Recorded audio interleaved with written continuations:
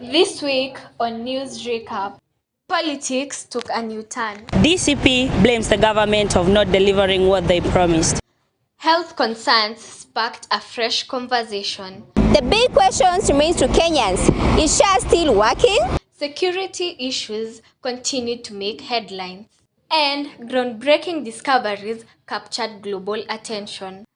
These are the stories shaping our world. News Recap, where the week's biggest story come together. A very good afternoon and thank you for joining us for 3 p.m. news. Today being on Wednesday 17 June 2026, I'm Jackline Akoth. And I am Victoria Mnyazi. This week on News Recap, politics took a new turn. DCP blames the government of not delivering what they promised. Health concerns sparked a fresh conversation. The big question remains to Kenyans: is SHA still working? Security issues continued to make headlines. And groundbreaking discoveries captured global attention. These are the stories shaping our world. News Recap, where the week's biggest story come together. President William Ruto has strongly defended his frequent foreign travels, emphasizing that these trips are part of his official duties, a responsibility he chose to undertake for the benefit of the nation. Our reporter has more details on the president's address.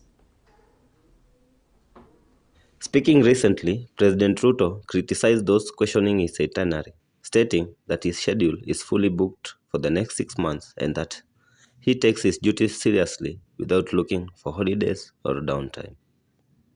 Saa zingine wanasema mbona rais amekuja kutoka ng'ambo juzi, amekuja akaenda sijui kufanya mkutano na watu ya Marsabit, ametoka hapo ameenda Kakamega, ndio huyo ako Kajiado, sijui atakuwa wapi. Hiyo ni kazi ambayo mimi niliamua kufanya, na kazi ya rais mimi nilitafuta.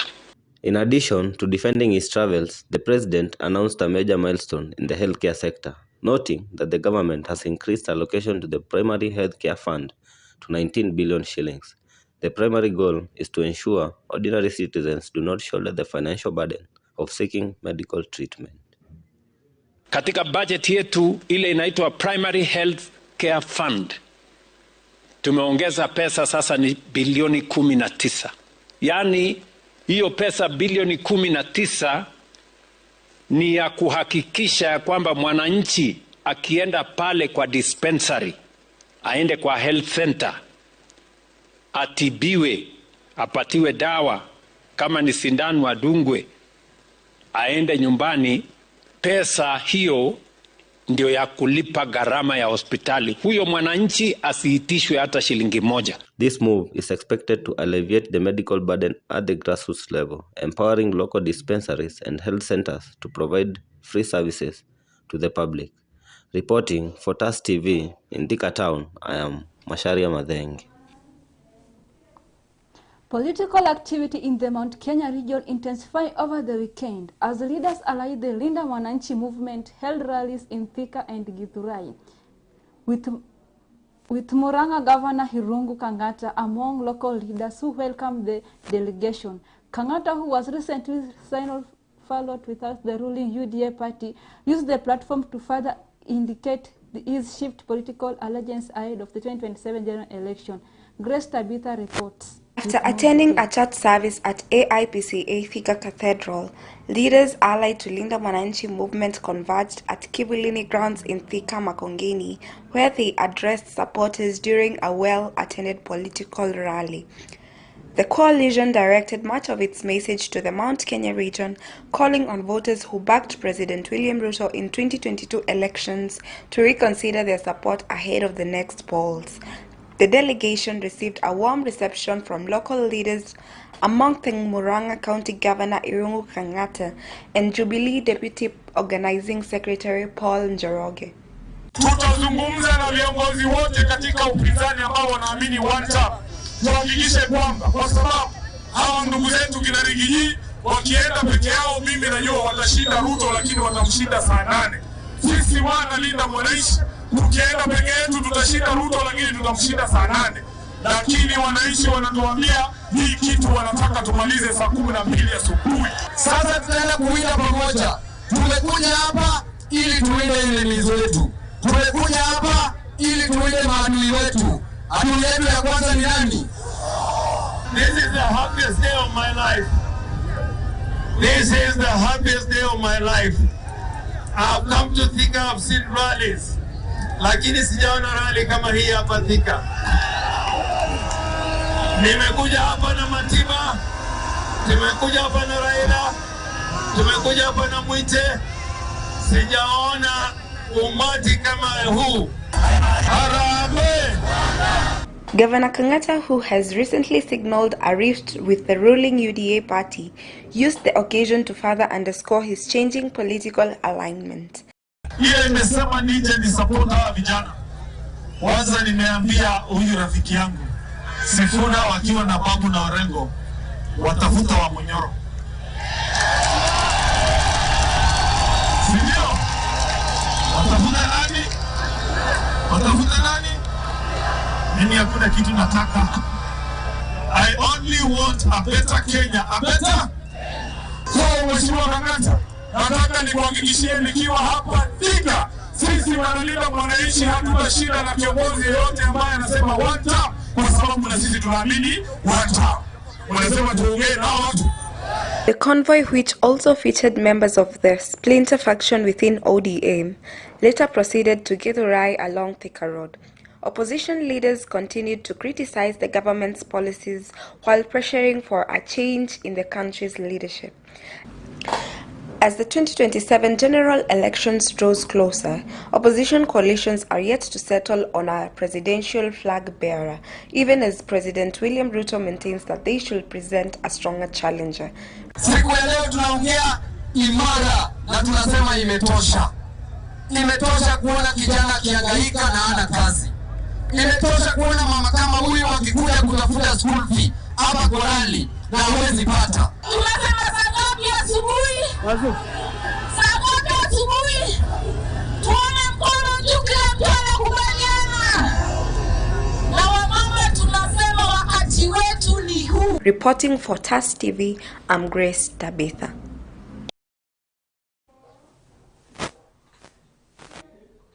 Political temperatures in Kiambu County continue to rise, with Governor Kimani Wamatangi taking his message directly to residents amid growing criticism of his administration. Our reporter Komen Masi has more details.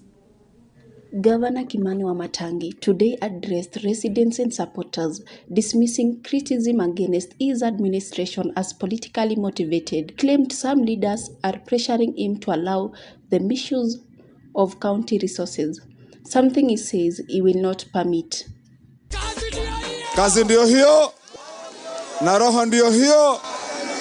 Na niwaambie, na mimi nilisema vile mlinifanyia heshima mkinipatia hiyo kazi na mmeniweka nikiwa governor, lazima niwarudishie heshima.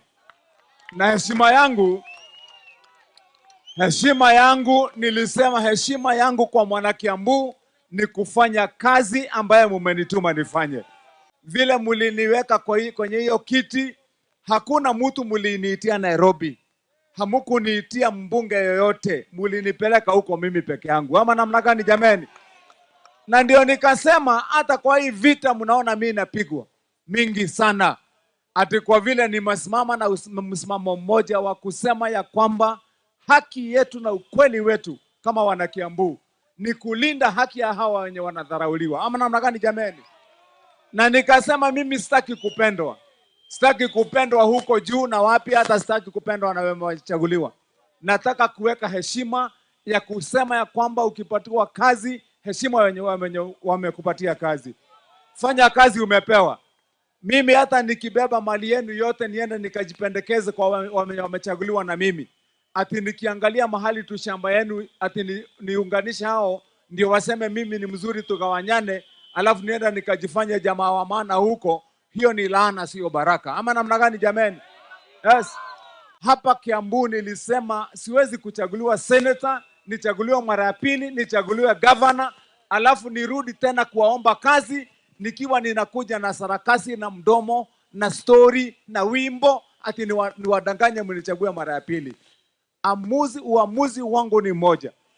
Kama nyinyi mkikagua muone ya kwamba Wamatangi mwaka wa 2027 hajafanya kazi, basi hakuna haja yangu kurudi kuomba kazi mara nyingine.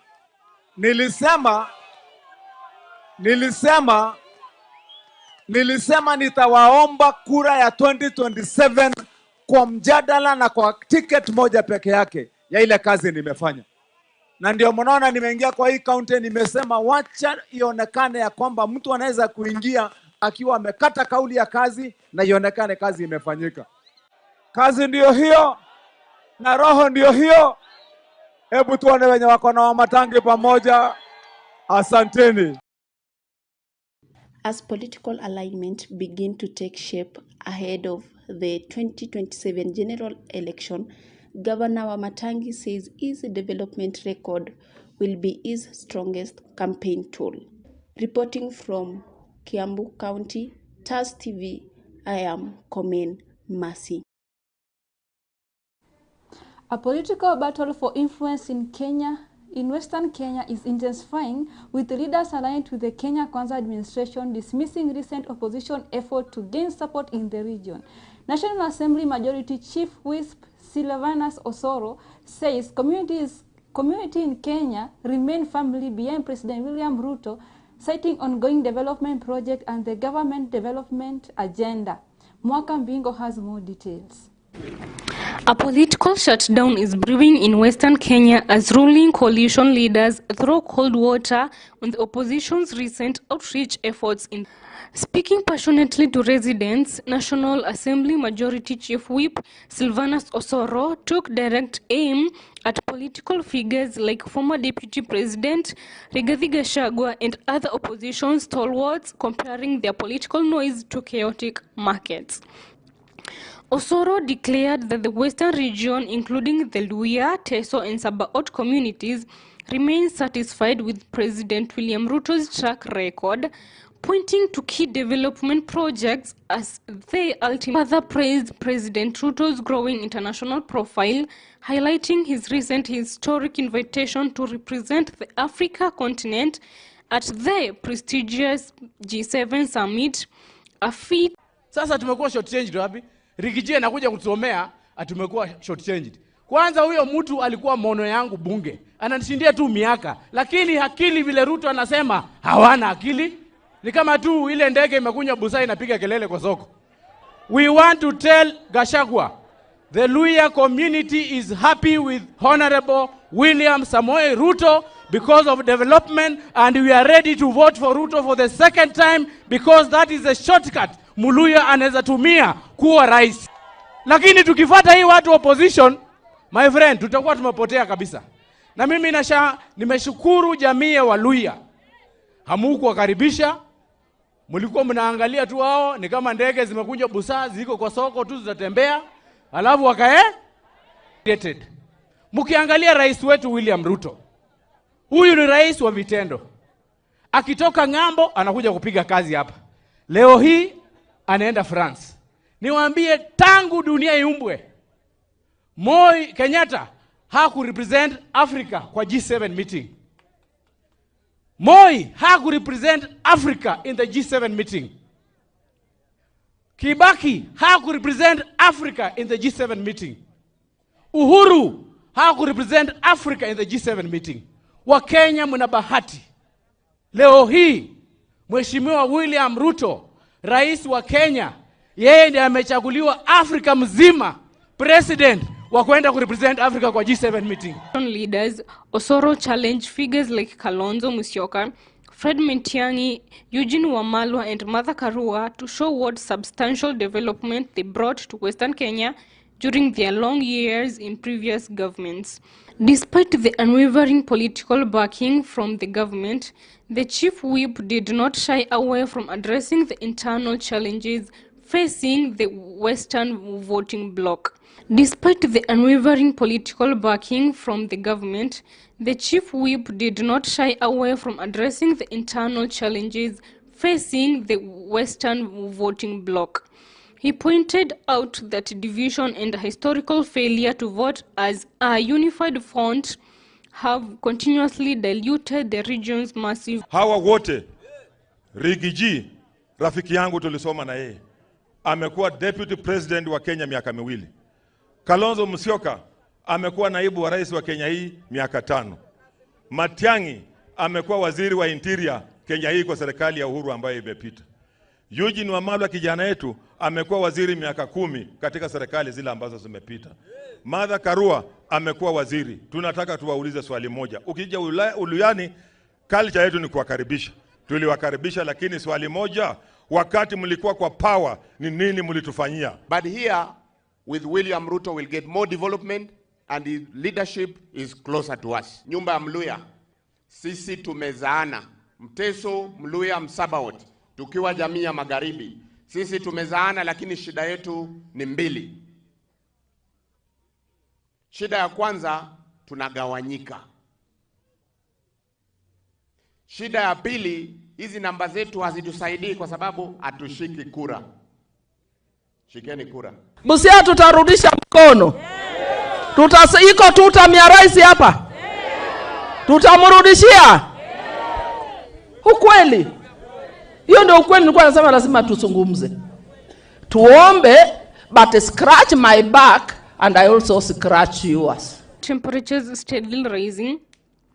Kenya Kwanza leaders are making it clear that they intend to guard the Western Kenya voting bloc jealously, framing President Ruto as the safest bet for the region's future prosperity. Reporting for TAS TV, my name is Mwaka Mbigo.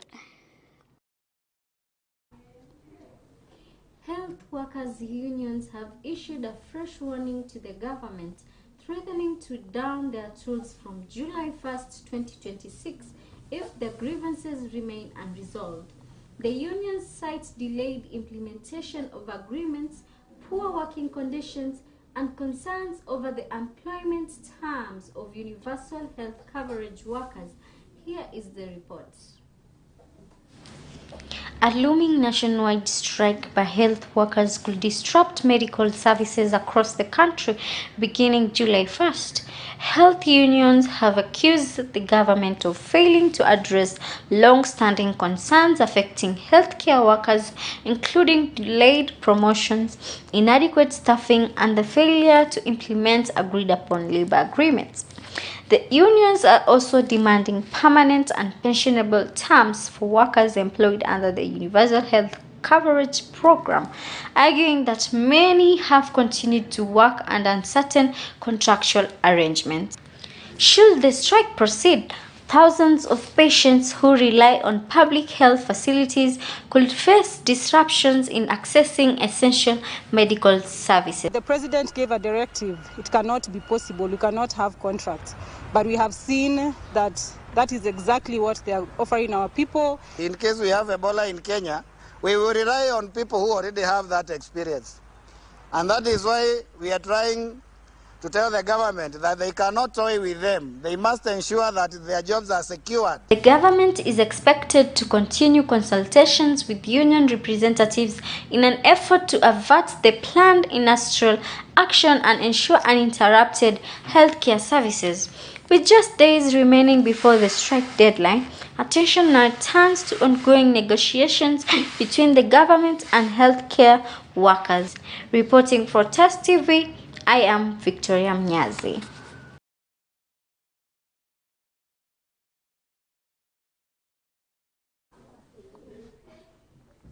Concern is growing over the security of public gathering after a group of suspect goons disrupted a post-budget forum at All Saints Cathedral in Nairobi. The attacks reportedly stormed the church compound, interrupted discussion, and robbed some participants. One suspect has since been arrested as investigation. Our reporter Riza Mwende with more details. What began as a peaceful post-budget forum at All Saints Cathedral Church quickly turned into chaos after a group of suspected goons stormed the church compound, disrupting the meeting and sending participants into panic. CCTV footage shows the first group arriving on motorcycles at around 9 a.m., Before forcing their way into the premises, police initially managed to disperse them, resulting calm on the charge. However, minutes later, the group returned, this time on foot, and made their way on the conference area where the civic society groups were holding discussion on the 2026-2027 national budget. The attackers disrupted the meeting, intimidated participants, and reportedly robbed some of the attendees. Now, this culture of goonism needs to stop, because once you start it, it is very difficult to contain, since it's not one politician who has a monopoly on goonism. They will do theirs, and then the opponent would also start hiring goons. As a result of that, we'll have insecurity. The incident has raised concern on the national security, on the safety of public gatherings in public places like worship. Church leaders and civic society organizations have strongly commended the attack. Individuals within the government are using security organs either to act as goon or to protect goons who are actually attacking others. Now, that begins to show that there are individuals within the security organ or within the government who are willing to go to any length in order to protect what they consider as their turf. For you to get into a public office, you have to fulfill Chapter 6 of our Constitution. So you cannot pick somebody from the street who has been a goon and give him a position, and this person is supposed to influence others. And he walks around saying, because I'm close to the government, because I'm close to so-and-so, because I'm close to this family. Pray again that my colleagues, church ministers, would develop policies that would safeguard the church so that we do not have church politicians interfering with what is going on. So we are supposed to be very serious in understanding that when one is attacked, all of us have been attacked. And this should be a talk everywhere. Because what happens to this church today will happen to me tomorrow. It is the responsibility of every priest and every pastor to stand and say, not what has happened. Authorities say one of the suspects has been arrested as investigations continue. Reporting from TAS TV, I'm Treza. Wildlife conservation is not only protecting animals, but also transforming lives in communities living near protected areas. In Amboseli, residents say conservation and tourism have created employment opportunities and supported local development. However, calls for a fairer distribution of benefits continue to grow. Our reporter Naomi Mutheo now takes a look at the impact of wildlife conservation on the livelihoods in the Amboseli area. Stakeholders, conservation and environmental protection convened in Amboseli to mark 5 years of achievement in the management of community conservancies. During the event, the State of Conservancies report was officially unveiled, revealing notable progress in conservation efforts and the establishment of 23 new conservancies. Ona mabadiliko makubwa, conservancies zetu mingi zimehama katika hali ya kuwekwa tu ama kusetiwa ama to be established. Sasa conservancies zetu zimeendelea kupanda rank, zimekuwa developing, zimekuwa operational. Sasa hii tuko na karibu 60% ya conservancies inaelekea kuwa operational. Operational ni stage ya conservancy ambaye conservancies inakuwa zimeanza kusimama vizuri. Ziko na board, ziko na wafanyikazi, ziko na sheria, na sheria zinafuatwa, siko na accountability, siko na management plan. The report further highlights several challenges that stakeholders must address to strengthen the effectiveness of community conservancies.